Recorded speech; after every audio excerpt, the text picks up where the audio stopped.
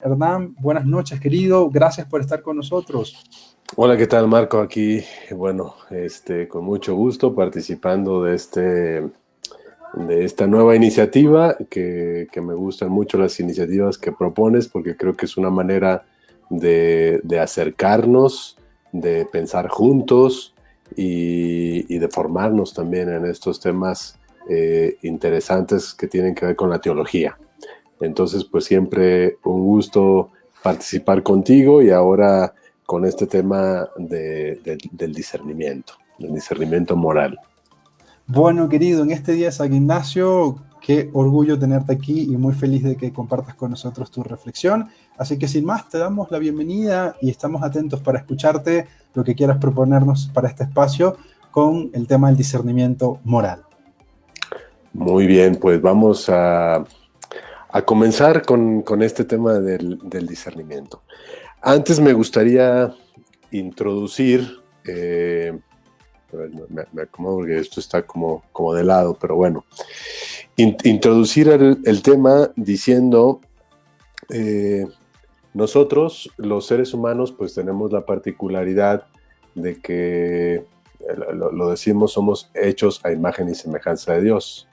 Esto quiere decir que somos seres con inteligencia y que tenemos la capacidad de decidir, de elegir.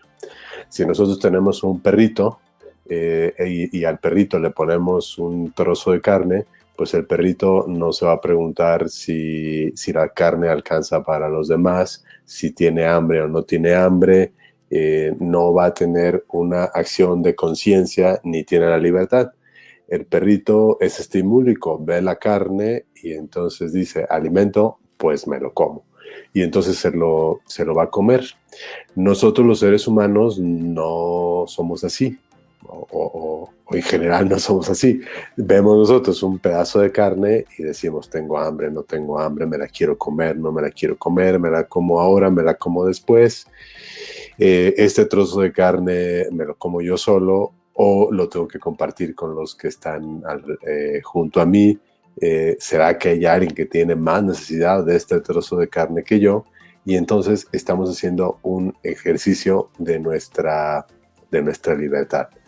Y por eso, pues no somos como perritos ni como vacas, sino somos las criaturas de Dios creadas a su imagen y semejanza, porque nosotros tenemos esta capacidad de elegir. Somos seres humanos libres. Y la libertad es un aspecto sumamente necesario para poder elegir y por tanto para poder discernir. ¿Qué es esto? ¿Qué es esto del discernimiento? Vamos a comenzar a hablar de este tema del discernimiento. Primero, quiero decir que es una palabra que hemos como usado demasiado y está un poco gastada. Entonces yo muchas veces podemos decir, pues tengo estas dos plumas, entonces voy a hacer un discernimiento para ver cuál es la pluma que necesito. Esto no es un discernimiento, lo que tengo que hacer es una elección. Y la elección quiere decir, bueno, de estas dos plumas, de estos dos lapiceros, pues cuál es el que me va a ser más útil para lo que quiero hacer. Entonces, pues primero tengo que cerciorarme si esta está funcionando o esta está funcionando y entonces, pues elijo esta o esta. Eso no es un discernimiento. El discernimiento es algo más complejo, más delicado. El discernimiento ya aparece desde mucho tiempo y aparece también en nuestros textos sagrados. El discernimiento tiene que ver con elegir, tiene que ver con buscar, tiene que ver con encontrar. Es una acción que consiste en distinguir, en juzgar, en examinar, en probar, en discernir. De ahí la palabra discernimiento. Imaginemos que tenemos un montón de arena y nosotros tenemos que encontrar entre todos estos granos de arena algunas cosas que no son arena. Y entonces la cernimos, ¿no? Decimos, vamos a cernir la arena para tratar de quedarnos con lo que está distinto, con lo que queremos encontrar ahí especial. Entonces, también hablamos muchas veces del discernimiento del discernimiento espiritual. Este es un discernimiento que tiene que ver con el discernimiento moral, pero el discernimiento espiritual se refiere a que yo voy a ver cuáles son los espíritus que se me están moviendo dentro de mí. Y el discernimiento espiritual cristiano quiere encontrar o quiere buscar, quiere discernir cuáles de estos movimientos que están, o estos sentimientos, o estas cosas que se me están moviendo dentro, vienen de Dios, son invitación de Dios, o vienen del enemigo. Pero hoy vamos a hablar del discernimiento moral, y este discernimiento tiene ciertas particularidades, y a mí me gustaría, comenzar. Ya empezamos a hablar un poquito sobre lo que es discernimiento, pero me gustaría también hablar de lo que es moral, porque es una palabra que está bastante trastocada o bastante mal entendida. Para definir qué es moral necesitamos partir de la palabra ética, y de esta existen dos fuentes, la griega y la latina. La palabra ética procede del griego ethos, que tiene dos significados. El primero quiere decir residencia, morada, el lugar que se habita. Gradualmente se pasa de comprenderlo como lugar externo a comprenderlo como un lugar interior, es decir, nuestro modo, nuestra actitud. La tradición aristotélica empezó a utilizarlo como un modo de ser o como un carácter. El modo que tenemos de ser, el carácter que tenemos, va definiendo ese ethos. Mi ethos es mi modo de ser. No en el sentido de un temperamento, este es corajudo, sino como el modo de ser que se adquiere o se va incorporando en la propia existencia. Hay otro significado de la palabra ethos que es hábito, costumbre, y en latín fue expresado con la palabra mos, que significa costumbre. Santo Tomás de Aquino va a definir que mos significa costumbre y una inclinación natural a hacer algo. En nuestros días, mos derivó en moral, y la palabra se emplea sin mayor distinción con ética y moral. Entonces, podemos hablar de un discernimiento ético o de un discernimiento moral, y nos estamos refiriendo a las mismas cosas. Algunos han hecho un intento como de separar la ética de la moral y decir que la ética se refiere como a una reflexión, o se refiere a una reflexión racional, que sería más del campo de la filosofía. Entonces hablamos que tenemos una ética filosófica, y la moral sería esta reflexión, pero en consideración a aspectos religiosos. Y por eso decimos que sería una moral teológica. Pero nosotros podemos hablar de ética o de moral, ética teológica o moral teológica. Bueno, es importante no separar la ética de la moral, porque correríamos el riesgo de crear una línea de división entre la razón y la fe, entre las normas y los principios. El discernimiento moral no debe de ser entendido como un ejercicio para encontrar lo que está prohibido, delimitar nuestras barreras o crear nuevas reglas, como muchas veces se piensa cuando decimos yo soy un moralista. Entonces este es alguien que va a decir qué cosas no debo de hacer, qué cosas no debo de decir, cuáles son las reglas que tienen que operar mi vida. Sino que la moral se trata de ayudar en la búsqueda de encontrar la vocación personal que tenemos todas para enfrentar la vida, en tal o cual circunstancia que se nos presenta. Enfrentar la vida con una verdadera altura humana. Entonces, la moral es una invitación que parece venir de fuera como una fuerza que aprisiona, pero en realidad es una fuerza que se manifiesta libre de toda coacción exterior. Entonces, no es algo que se nos impone, no es algo que nos mutila, no es algo que nos violenta o que nos aplasta. La moral no esclaviza. La moral tiene que ver más bien con la libertad. Es el cauce que tenemos nosotros para orientar el ejercicio de nuestra libertad. Es la luz que ilumina el camino para conseguir llegar a lo que queremos. La moral nos ayuda a modelar lo que somos básicamente de nuestra estructura más primaria o instintiva. La moral es la ciencia de los valores que dirige y encausa nuestra realización humana, libre, responsable, frente a la llamada que experimentamos de bienes o valores que nos van resultando apetecibles o que se nos antojan, que los vemos y decimos, esto lo quiero yo. Pero ahí entra este ejercicio de lo moral. Así, la moral aparece como un grito de alerta contra los posibles engaños y también como un punto de referencia básico para no desviarnos en lo que va siendo nuestra opción fundamental. Entonces, discernimiento, elegir, buscar, encontrar. Moral, ya lo dijimos. Vamos a buscar entonces qué es lo que nosotros queremos hacer y debemos hacer en función de nuestros quereres y nuestras opciones más profundas. Entonces, el discernimiento es un ejercicio de conciencia. Esta es otra cosa importante. Y esta no puede ser vista como un principio petrificado. Nuestra conciencia que la ubicamos aquí en nuestra cabeza, es como un director de orquesta. Es decir, recibe las partituras, pero tiene que interpretarlas con su propia realidad que tiene, con qué instrumentos tiene, con qué músicos tiene, y hacer lo mejor posible su propia música.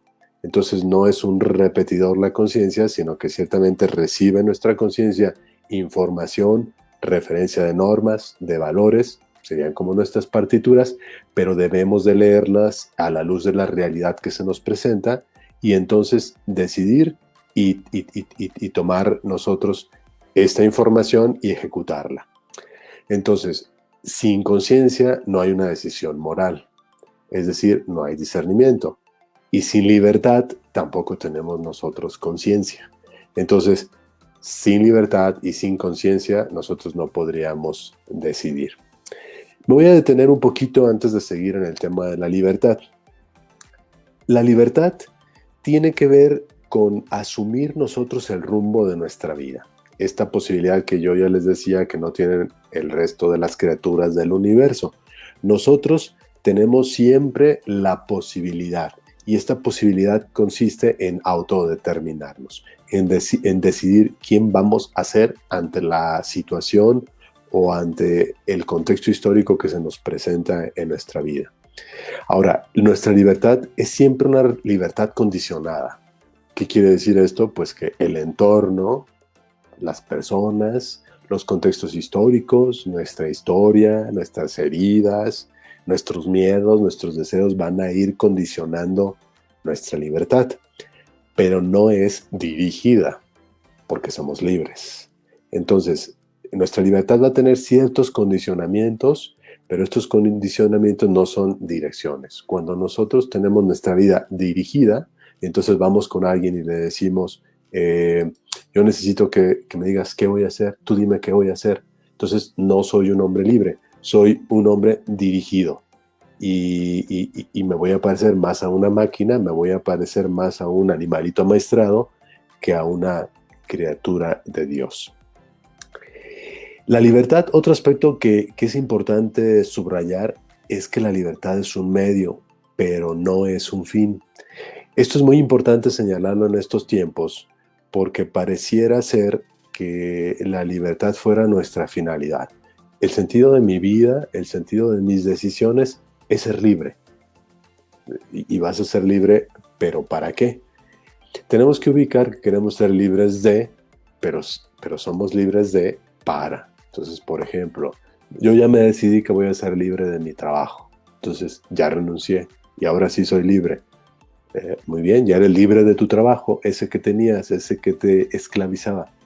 ¿Y para qué renunciaste? Ahora, ¿qué vas a hacer con esta libertad? ¿Renunciaste en función de qué? ¿Qué vas a hacer con esa libertad? Ahí fíjense que ya nos vamos metiendo en ciertos problemas en los que nos va a ayudar la herramienta del discernimiento moral. Entonces, si nosotros hacemos de la libertad nuestro fin, tenemos una garantía de falla, nos vamos a estrellar. Esto es importante porque en estos tiempos que hay todas estas corrientes que dice, basta que te lo imagines, basta con que lo quieras, basta con que tú tienes que ser libre. Entonces, todo lo que obstaculice tu libertad, todo lo que obstaculice tu desarrollo, tíralo. Y entonces vamos teniendo una idea de que nosotros somos más bien una especie de seres aislados, de islas sin ninguna relación. Y los seres humanos no somos así. Los seres humanos nacemos, y fíjense también, a diferencia de los otros animalitos de la creación, nosotros nacemos en relación. Nacemos siendo hijos de, nacemos siendo nietos de, parte de, nacemos en un contexto, nacemos en una sociedad, nacemos en una comunidad y nacemos siempre en una familia. Los seres humanos siempre vamos a ser relacionales. Y por esta relacionalidad tenemos una libertad que ya hemos hablado de ella, pero es una libertad que es una libertad moral. Es decir, mi libertad siempre está referenciada a la vida de los demás. No es una libertad como fin, como si yo fuera una isla y entonces debo de ser libre, debo de ser libre. ¿Y cuál va a ser la referencia para medir mi libertad? Sino es una libertad que siempre está en relación, no condicionada, no limitada, en relación con los que tenemos nosotros alrededor de nuestra propia vida. Y así, hay muchas cosas que yo puedo hacer, pero que no las hago, porque a lo mejor si corro en esta dirección y no me doy cuenta que están unas personas, mi relacionalidad delante de mí, pues las voy a tirar, las voy a golpear. Entonces, mi libertad siempre es una libertad relacional. Y por tanto, es una libertad que nos lleva a un segundo punto importante que hay que tomar en cuenta, que es la responsabilidad. Nosotros somos libres, pero por ser libres somos responsables. Tenemos una responsabilidad de los demás. No podemos vivir como solitos, o esto también que es algo que se repite mucho en esta sociedad. Pues yo soy responsable de mí, de mi felicidad, de mi seguridad, de mi salud, de mi vida, y los otros no están. Eso no es posible, eso es un engaño, eso es tener a la libertad como fin o ponerme a mí como fin, y eso yo les garantizo que va a terminar en una gran falla y en un gran fracaso y en un sinsentido de vida. Nuestra libertad nos lleva a la responsabilidad, y una responsabilidad que vamos a hacer presente en nuestra conciencia. Antes de seguir, estoy hablando de conciencia, y ahí me gustaría leerles una definición de conciencia que se elaboró por Pablo VI en Gaudium et Spes, en el número 16, después del Concilio Vaticano II. Y esto quiero que quede muy claro, porque cuando hablamos de discernimiento, también nosotros tenemos que tener clara esta dimensión de en dónde se ejecuta el discernimiento. El discernimiento lo vamos a ejecutar en nuestra conciencia. Y yo nunca voy a poder discernir por otro.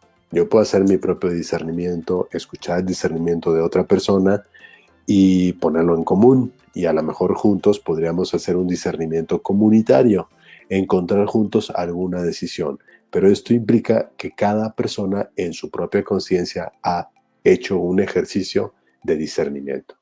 Bueno, les voy a leer esto que dice el Concilio Vaticano muy brevemente, pero que me parece fundamental. En lo más profundo de su conciencia descubre el ser humano la existencia de una ley que no se dicta a sí mismo, pero a la cual debe obedecer, y cuya voz resuena, cuando es necesario, en los oídos de su corazón, advirtiéndole que debe amar y practicar el bien y que debe evitar el mal. Haz esto, evita aquello. Porque el hombre no tiene una ley escrita por Dios en su corazón, en cuya obediencia consiste la dignidad humana y por la cual será juzgado personalmente. Porque el hombre tiene una ley, porque el hombre tiene una ley escrita por Dios en su corazón, en cuya obediencia consiste la dignidad humana y por la cual será juzgado personalmente. La conciencia es el núcleo más secreto y es el sagrario del hombre, en que se siente a solas con Dios, cuya voz resuena en el recinto más íntimo de aquella. Es la conciencia la que de modo admirable da a conocer esa ley cuyo cumplimiento consiste en el amor de Dios y del prójimo. La fidelidad a esta conciencia une a los cristianos con los demás hombres para buscar la verdad y resolver con acierto los numerosos problemas morales que se presentan al individuo y a la sociedad. Entonces, la conciencia es el núcleo más secreto y el sagrario del hombre, en que se siente a solas con Dios, cuya voz resuena en el recinto más íntimo de aquella. Fundamental esto, porque nosotros tendemos a juzgar las conciencias, a juzgar la vida de los demás. Yo podría juzgar algún acto de una persona, pero en el momento en el que yo elaboro un juicio sobre aquella persona, estoy creyéndome capaz de entrar en su conciencia de este núcleo secreto, de este núcleo sagrado, impenetrable, y yo me imagino que pude entrar ahí y entonces juzgo a los demás. Y a partir de ese juicio, pues elaboro ajusticiamientos, señalo, etiqueto a los demás. Ahora, dice este texto que acabamos de leer, en lo más profundo de su conciencia descubre el hombre la existencia de una ley que él no se dicta a sí mismo, pero a la cual debe obedecer y cuya voz resuena cuando es necesario en los oídos de su corazón, advirtiéndole que debe amar y practicar el bien y que debe evitar el mal. Debemos amar el bien y evitar el mal. Esta es la regla de oro, buscar el bien y evitar el mal. ¿Va? Sencillo, todos queremos buscar el bien y evitar el mal, pero hay situaciones muy complicadas en nuestra vida donde nosotros no sabemos cuál es el bien y no sabemos cuál es el mal. Porque las dos cosas que tenemos enfrente me parecen buenas. Hay decisiones que no nos van a meter en crisis. Por ejemplo, yo puedo decir, tengo un medicamento. Entonces, este medicamento me queda muy claro que a esta persona le va a salvar la vida. Entonces, si yo tengo esto en mi conciencia, vamos a buscar el bien, y yo tengo el medicamento y la persona tiene la necesidad, ¿cuál será el bien? Pues darle el medicamento. No tenemos ninguna duda. ¿Cuál será el mal? Decir, yo tengo este medicamento que necesitas, pues no te lo doy. Entonces, aquí no tenemos un conflicto de valores. ¿Cuál sería el problema? Cuando yo tengo dos personas que necesitan este medicamento. Tengo dos personas que necesitan este medicamento. Las dos lo necesitan. Y yo tengo solamente un medicamento. No tengo dos. Y tengo dos necesitados de la medicina. Entonces aquí sí tengo un conflicto moral. Tengo un conflicto de conciencia. ¿Qué voy a hacer? ¿Le doy el medicamento a A o le doy el medicamento a B? Si se lo doy a A, B se queda sin medicamento y se muere. Si se lo doy a B, A se queda sin medicamento y se muere. Entonces, ¿cuál es el bien?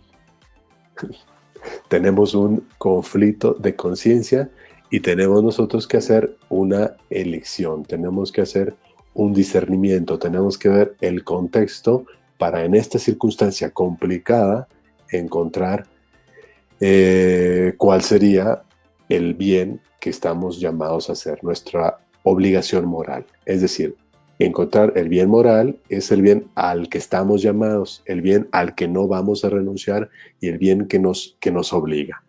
Entonces entrarían muchos factores en este discernimiento moral. Ahorita lo hemos escuchado con escándalo a propósito del tema del COVID, que se han contado estas historias. No sabemos qué tanto hay de leyenda, no sabemos qué tanto hay de realidad. Yo creo que sí ha habido mucho de realidad, donde tenían dos personas necesitadas de ser conectadas al respirador. Entonces, el médico tenía que enfrentarse a una dificultad o a una decisión de conciencia, ¿no? ¿A quién voy a conectar? ¿A esta o a esta? Es algo similar a lo del medicamento. Entonces, pues tenemos que tener información de la realidad para poder decidir. Teníamos que recabar más datos de A y de B para poder decidir a quién voy a conectar. Y entonces, pues resulta que A es una persona de 80 años y B también es una persona de 80 años. Resulta que A es un hombre y B también es un hombre. Entonces, hasta ahí vamos igual. Pero resulta que A ya tiene una alteración de sus pulmones mucho más avanzada, el doble de avanzada que B. Y resulta que tiene una hipertensión terrible, resulta que tiene una diabetes descontrolada, resulta que vemos una serie de aspectos de comorbilidades que se tienen que tomar en cuenta en esta decisión. Esto es tomar una decisión moral en un caso complejo donde nos encontramos en una crisis. No nos queda muy claro cuál es el bien que tenemos que hacer. Este ejemplo nos ayuda, pero voy a plantear otro ejemplo quizás un poquito más complejo. Imaginemos que nosotros vivimos en un barrio muy peligroso, en una colonia muy peligrosa, y hay delincuencia. Entonces yo salí de mi casa y he sido testigo de un crimen. Entonces yo vi este crimen y el criminal me vio y sabe que yo soy un testigo de su crimen. Entonces, ¿yo qué voy a hacer? Si me quedo callado porque tengo miedo, no colaboro a que se establezca la justicia. Lo denuncio y colaboro a que se establezca la justicia, pero entonces voy a estar en una situación de riesgo yo y mi familia. Porque el criminal tiene muy claro que yo he sido el testigo y que yo soy el que lo va a denunciar. ¿Qué haríamos en una circunstancia así? Yo no podría decir en este momento qué es lo que se tiene que hacer, sino que cada persona en su contexto, en el momento, en sus condiciones, con toda la información que tiene, en su conciencia, tiene que juzgar qué es lo que tendría que hacer ante una situación así. Quiero citar algo que yo creo que nos puede ayudar bastante para este tema del discernimiento moral. Cuando nosotros nos encontramos ante una circunstancia de estas, necesitamos respondernos dos preguntas. ¿Quién quiero ser? No es qué debo hacer. ¿Quién quiero ser ante esta circunstancia? ¿Quién quiero ser ante esta circunstancia y qué debo hacer para hacerlo? Entonces, plantear desde ahí el problema que tenemos enfrente nos ayuda a poder resolver estos dos valores que están en conflicto. Colaborar a que se establezca la justicia es un valor. Es bueno colaborar a que se establezca la justicia y por otra parte, proteger a mi familia. Entonces tenemos nosotros valores en conflicto. Valores que si ustedes se dan cuenta, no nada más soy yo el que está en conflicto, sino hay una relacionalidad, esta relacionalidad de la que ya veníamos nosotros hablando. Mi problema no es si lo denuncio o no lo denuncio. Mi problema es si lo denuncio para colaborar al establecimiento de la justicia de los demás. No solamente la justicia para mí, sino de los otros. Pero también proteger la vida, no solamente mi vida, sino la vida de los míos, de la gente con la que yo estoy. Esta dimensión de relacionalidad. Ahora, tenemos valores humanos como la vida. La vida es un valor. Todos consideramos que queremos la vida, la nuestra y la de los demás. Pero no es un valor moral. Porque para nosotros los cristianos, dar la vida es un valor. Dar la vida por los demás.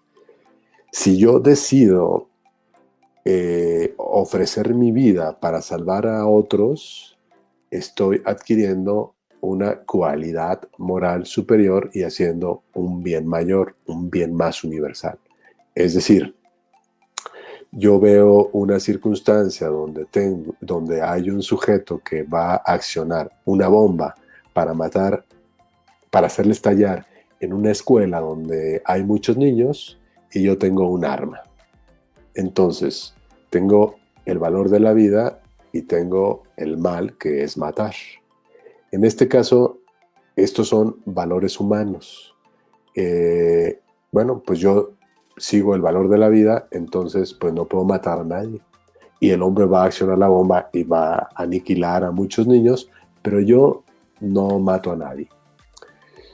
O mato al hombre que tiene el detonador de la bomba para salvarle la vida a muchos niños.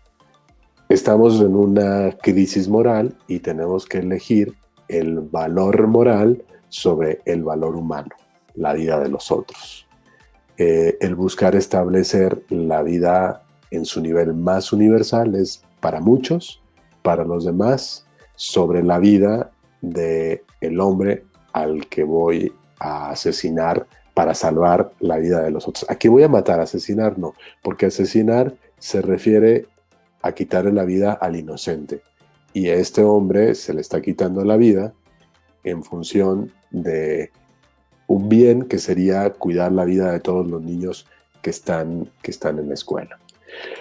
Vamos a resumir un poquito, porque ya vamos en 34 minutos, todo esto que hemos platicado hasta aquí. Entonces, el discernimiento moral es un ejercicio de la conciencia. Esta no puede ser vista como un principio petrificado, ya lo decíamos, sino como este director de orquesta. El discernimiento moral, centra la reflexión moral en el sujeto, rescatando a la vez la función pedagógica de la ley, pero nunca reemplaza la centralidad de la conciencia. Es decir, no, pues la ley dice, no matarás, y entonces, pues yo no mato. Y entonces puedo evitar la masacre de muchos, pero como la ley dice, yo no mato, pues no lo hago. Tenemos la conciencia, tenemos la libertad, y tenemos que considerar el contexto, y tenemos que considerar nuestra relacionalidad, el bien más universal, el bien de los demás, y entonces no siempre matar va a ser inmoral.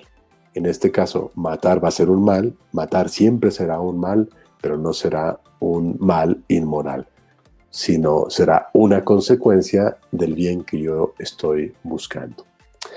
La teología moral es poseedora de la herramienta del discernimiento, pues esta rama teológica, la teología moral, es muy práctica. Hoy tenemos una moral de la persona y no de los actos. Los actos van a ser siempre significativos. Los actos como matar, como robar, ahí tenemos unos actos. Pero los actos no existen sin la persona que los ejecuta. Entonces, no podemos juzgar a partir de los actos. ¿Qué quiero decir con esto? Robó y robar es malo. Robar es un pecado y robar es un delito. Entonces, robó, hay que encarcelarlo. Eso sería una moral que solamente está viendo los actos. Cuando decimos una moral de la persona y de los actos, es decir, ¿y quién es ese que robó? No, pues es un muchacho que se levantó y dijo, yo ya me harté de trabajar y entonces hoy me voy a dedicar a robar a todas las personas que me encuentre. Entonces toma una pistola y empieza a robar. Esto es un robo. Y esto está ligado a esta persona y entonces adquiriría, este caso, una categoría de inmoralidad. Pero imaginemos a un hombre, que nosotros vemos a este hombre que su hijo se está muriendo de una enfermedad y está frente al aparador de una farmacia y ve dentro de este aparador el medicamento que necesita. La farmacia está cerrada y él necesita el medicamento con urgencia porque su hijo está muriendo. Toma una piedra, la tira y rompe el cristal del aparador y toma el medicamento y se va. Objetivamente robó, pero fue inmoral. Esto quiere decir juzgar no los actos separados de las personas, sino una moral de la persona que mira los actos, pero contemplando a las personas. ¿Podríamos nosotros encarcelar, o este hombre merecería ser encarcelado por la acción que acaba de hacer? Robó, pero no tiene la misma categoría que tendría el otro que robó porque ya se cansó de trabajar. Entonces, el discernimiento moral no separa los actos de la persona ni tampoco desecha los actos que nos hablan de algún modo de la persona, pero a sabiendas que aunque el ser humano es lo que hace y hace lo que es, nunca será solo lo que hace y no hace solo lo que es. Es decir, el delincuente siempre será más que el acto que cometió. Este hombre que rompió el aparador es un delincuente, ha hecho un robo, ha tomado algo que no era suyo, pero más que delincuente es un padre. Es un padre desesperado por la enfermedad de su hijo. Creo que queda claro con este ejemplo. En las complejidades del mundo encontramos pues valores en conflicto y esto nos coloca en un conflicto de deberes. Y el discernimiento moral consiste en determinar cuál de estos valores en conflicto es el valor moral, es decir, el valor que me obliga. Es importante resaltar que no hay valores morales en conflicto, es decir, no vamos a encontrar dos valores morales enfrentados. Esto no sería posible, pues el valor moral es aquel al que estamos llamados nosotros a responder. Encontramos en nuestra conciencia, este es el valor de entre estos dos que están en conflicto, el que me obliga, el que me está llamando. Y en mi conciencia entonces yo decido actuar. Puede ser que esté equivocado, pero estoy haciendo una elección en mi conciencia y opto y ejecuto eso. Así pues, entre los valores en conflicto, a través del discernimiento moral, vamos a encontrar el valor moral, ese que nos llama a actuar. Y que si no respondemos nosotros a ese llamado, nos encontramos en una situación de inmoralidad. Finalmente, para concluir esta primera parte de nuestra intervención, debemos decir que el sujeto del discernimiento moral siempre soy yo mismo, pero nunca soy yo solo, es decir, mi realidad de relación hace presente a los demás en mi ejercicio de búsqueda. Acuérdense que si yo estoy haciendo mi discernimiento moral, denuncio o no denuncio, no estoy yo solo, estoy tomando en cuenta a mis vecinos, estoy tomando en cuenta a mi familia. Siempre van a estar los otros en un discernimiento, pero nadie puede hacer el discernimiento por otro. Es decir, no sé qué hacer, padre, dígame usted qué debo de hacer. Dígame qué hacer.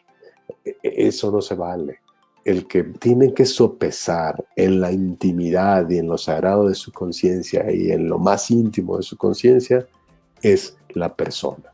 Nadie puede hacer el discernimiento por otro. No podemos delegar a otro la decisión que voy a tomar. Nadie puede ser sustituido en el camino de decidir cuál es el bien más grande y la acción más justa. El diálogo es necesario, debemos de dialogar, podemos pedir consejo, pero nadie puede decir cuál es la llamada, la vocación o la obligación moral que tiene otro. La verdadera dignidad del ser humano requiere que él actúe según su conciencia y su libre elección.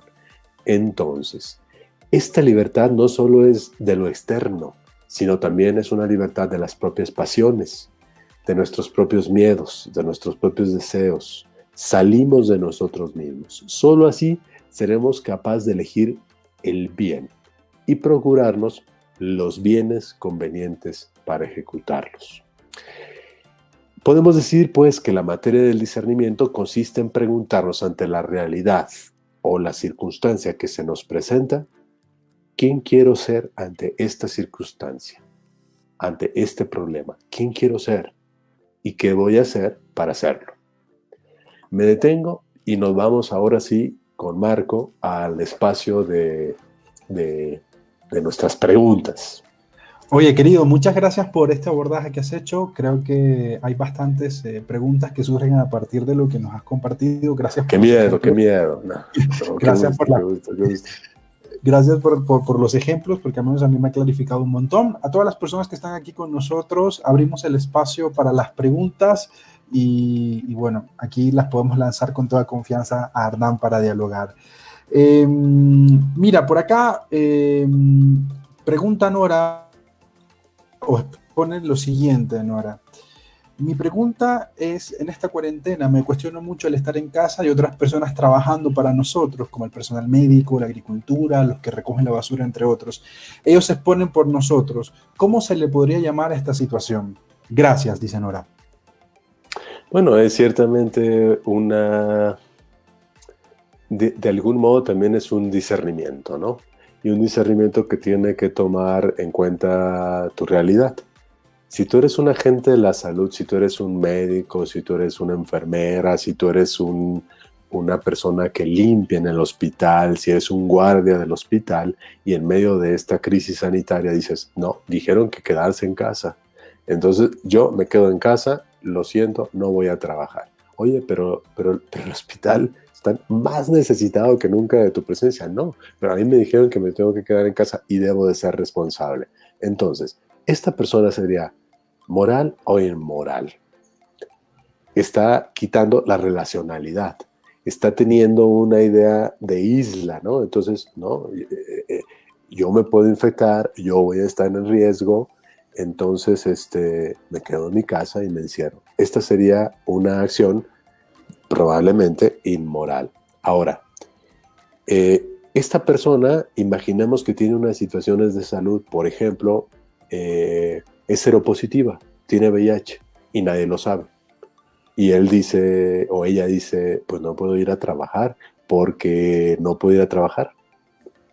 Y entonces la vecina dice, mira, pero esta enfermera desobligada, ¿cómo es posible que no esté? Estamos juzgándola, ¿no? Entonces, esto que yo digo, nunca podemos juzgar la conciencia de los demás porque no tenemos toda la información, ¿no?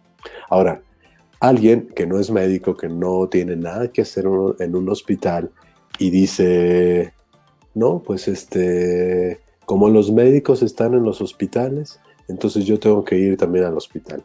Algo así me pasó cuando estaba en Italia, pues estaba la situación crítica y entonces yo me sentía un poco mal, porque además yo soy médico, ¿no? Entonces decía, bueno, pues estoy aquí yo en este Palacio Vaticano, encerrado, con mis 70 compañeros, no me falta nada, y a kilómetros de aquí, muy cerca de aquí, la gente se está muriendo, los médicos están cansados, entonces yo quiero hacer algo, ¿no? O sea, quiero hacer algo. Y me costaba, y fue un tema que estuve orando. Entonces, bueno, yo dije, ¿qué tengo que hacer? Formarme en el COVID. Entonces me inscribí en un curso sobre preparación para el COVID, porque necesito estar preparado si hace falta y el gobierno convoca a todos los agentes de la salud. Yo te voy a tener una obligación moral como médico a ir y decir, yo soy médico, están convocando, faltan médicos, aquí estoy y disponible, ¿no? Sería menos digno, perdería dignidad y perdería libertad si digo, pues soy médico, hace falta y me quedo en mi casa, ¿no? Pero no hacía falta. Entonces alguien me dijo, pues usted lo que debería hacer como cura es irse a los hospitales y eso sería una irresponsabilidad, porque los hospitales estaban saturados, los médicos estaban ocupados salvándole la vida a la gente, y yo iba a llegar como un padrecito diciendo, no, todo el mundo está desgastándose y yo en mi casa encerrado, comiendo rico, yo ya llegué aquí al hospital. Pues voy a ocasionar problemas, voy a ocasionar nuevas infecciones, iba a llevar el virus a mi comunidad, iba a infectar a mis otros compañeros, a los ancianos de casa. Entonces tenemos que ver nosotros en nuestra conciencia qué es lo que estamos llamados a hacer ante estas situaciones, ¿no? Y quizás el remordimiento de conciencia, aquí sí nos serviría el discernimiento espiritual. A ver, este remordimiento que tienes porque tú sí estás encerrada y los demás están trabajando para ti, ¿de dónde viene?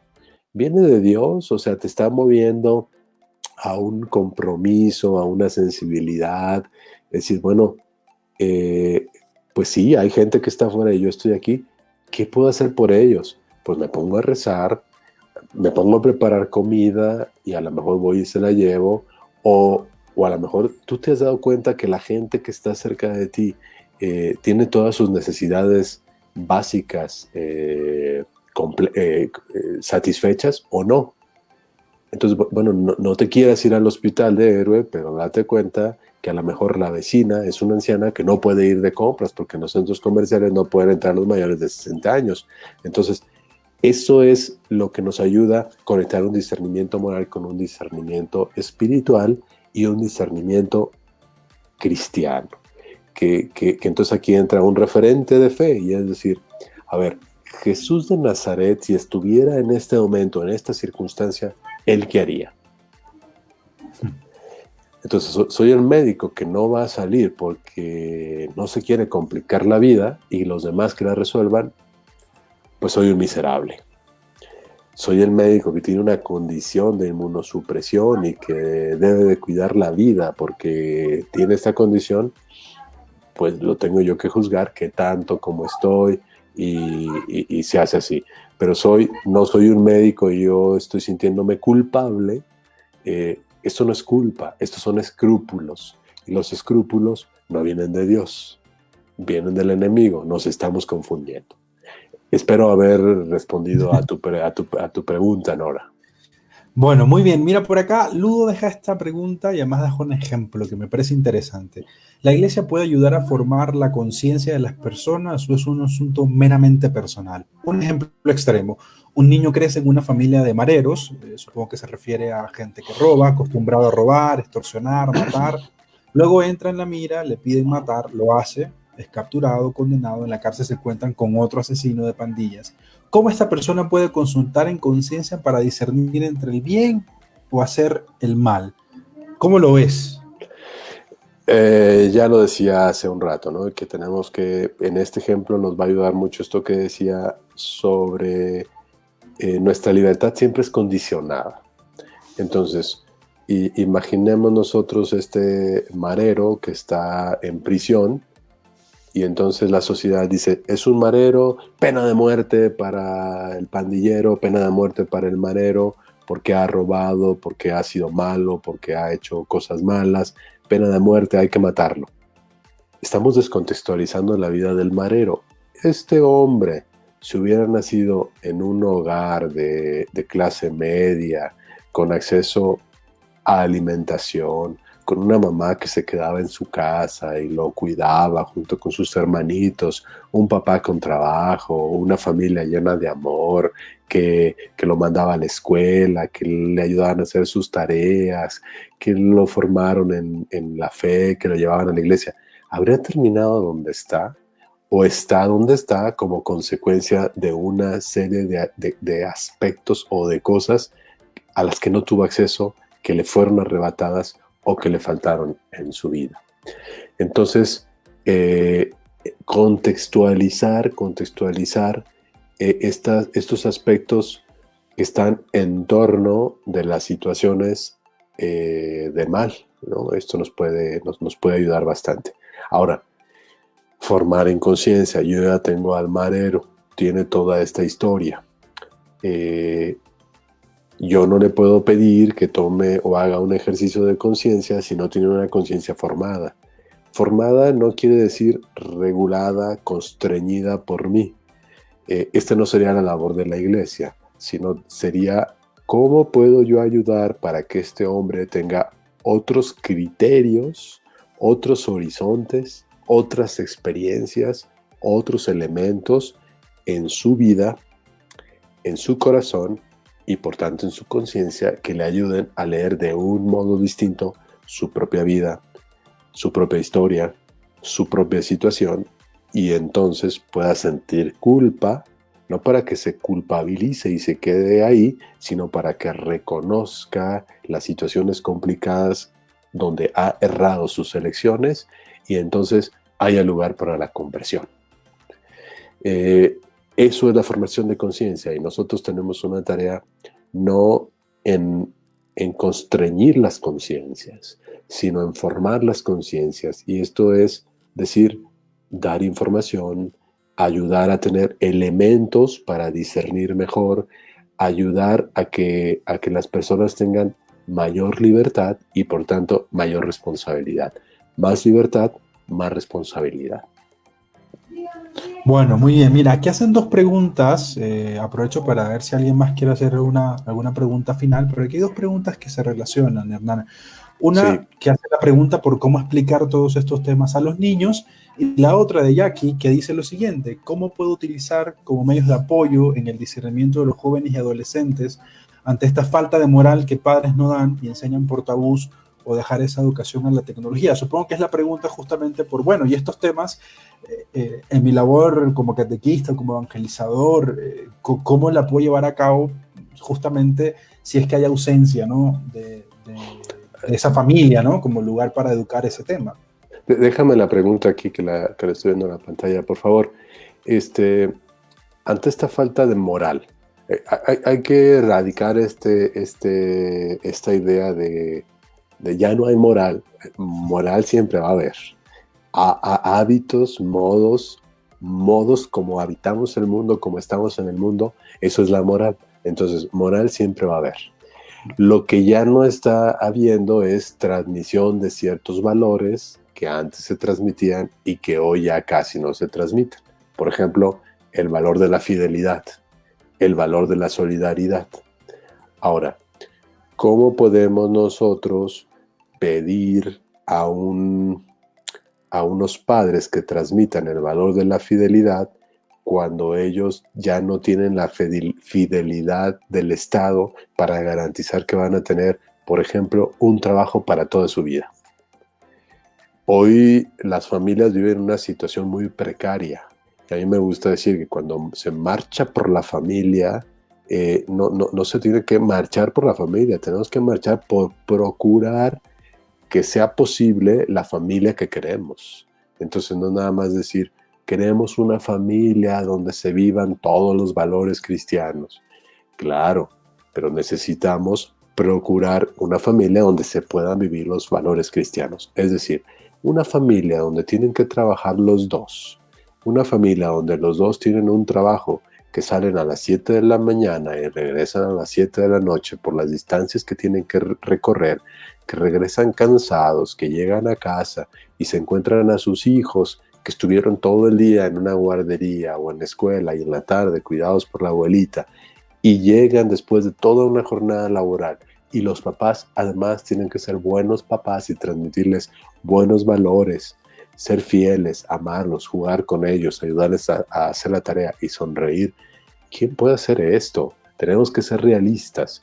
No hay un contexto social que esté ayudando a esta transmisión de valores. Entonces, ¿cómo podemos nosotros empujar la transformación de nuestra sociedad para que pueda ser posible una vida familiar sana en donde los padres puedan llegar a su casa no triturados de cansancio, sino todavía con posibilidades de expresar amor a sus hijos, de jugar con sus hijos, de ayudarles a hacer su tarea? ¿Cómo tendríamos que tener un sistema económico en donde no sea necesario que los dos miembros de la casa trabajen exhaustivamente, que vivan circunstancias así?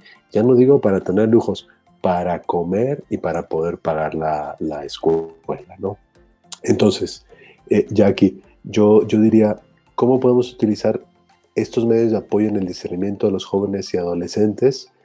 Hay que formar conciencia y no hay que juzgarlos. Formar conciencia quiere decir, hay que informar, hay que comunicar, hay que dialogar, pero no como jueces que se plantan ante los jóvenes y dicen, los jóvenes de hoy ya no tienen valores, los jóvenes de hoy ya no tienen moral. Todos tienen moral, pero hay una serie de situaciones que está impidiendo que los jóvenes vivan una vida plena, una vida virtuosa. Espero haber contestado tu pregunta. Bueno, querido Pater, yo tendría una última pregunta para cerrar este espacio. Bueno, primero una pregunta sencilla. Pregunta por aquí el numeral que leíste del Concilio Vaticano II para que lo puedan ir a buscar como bibliografía, si por favor nos puedes recordar. Sí, Gaudium et Spes, número 16. Perfecto, Gaudium et Spes, numeral 16. Bueno, Pater, una última pregunta para cerrar este espacio. Justamente tú hablabas de que el discernimiento lo hace cada persona y uno nunca debe suplantar, ¿no?, la libertad y el proceso de cada ser humano. ¿Cómo podemos nosotros en nuestra vida cotidiana de parroquia, en nuestra vida cotidiana espiritual, superar la tentación de no solo sacerdotes, sino también de agentes de pastoral que buscan justamente decir, la voluntad de Dios para ti, Hernán, es que tú hagas esto, ¿no? ¿Cómo superar esa tentación de imponer, ¿no?, un criterio personal a otra persona en función del discernimiento? No somos Dios, y el único que puede conocer la conciencia de los otros, la intimidad de la conciencia de los otros, el sagrario de los otros, es Dios. Y ninguno de nosotros somos Dios. Entonces, tratemos de evitar juzgar a los demás, juzgar las conciencias de los demás. cada quien tiene que juzgar en su propia conciencia su realidad y elegir, y será responsable de sus actos.